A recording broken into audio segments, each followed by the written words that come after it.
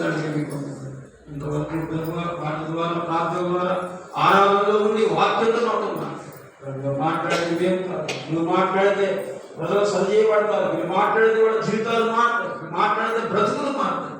అయ్యా అయ్యా నాయన ఒక్కదాన్ని రావడం కాదు, నా భర్త నా పిల్లలు పునరుత్థానంలో గడపాలి, సంవత్సరాలు సాధించే పండుగప్పుడు ఎంత ఆనందంగా గడుపుతాను. అది ప్రతి ఆదివారం అలాగా గడిపే మనసు మా అందరికీ కూడా దయచేసి ప్రభువా. అయ్యా అది ఒక పండుగ దినమని ఆచరించాలని ఇజ్రాయెలుకు చెప్పిన మాట నూతన నిబంధనలు మేము పాటించాలని మనసు ఇవ్వండి. అప్పుడే మీరు ఇచ్చే దీవెలు మీరు ఇచ్చే కృపలు మేము పొందుకోగలుగుతాం ఆయన. అయ్యా తండ్రి అలాగే సంఘం అంతటినీ కూడా మీకు లోబడే విధంగా తయారు చేయండి. సంఘాన్ని దీవించండి, ఆశీర్వదించండి ప్రభువా.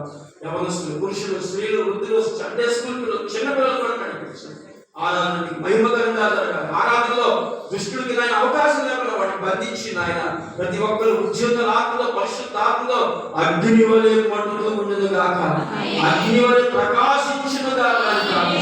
వాళ్ళు నూతనమైనటువంటి ప్రభావంతో సంఘాన్ని బలపరచమని ఆశీర్వదించి దీవించండి. ఏ ఆటంకాలు అభ్యంతరాలు గవి లేకుండా ప్రేమతో సంతోషంతో ఆనందంతో అయినా మీ సన్నిధికి వచ్చే ప్రబోధించి జరగబోయే కార్యక్రమంలో కూడా సంఘమంతా కూడా ఉన్నాయి. వారు కూడా తండ్రి మాటలు అయ్యా ఆ ఇంటికి వెళ్ళి వారిని ఓదార్చి వారిని కలిసి నాయన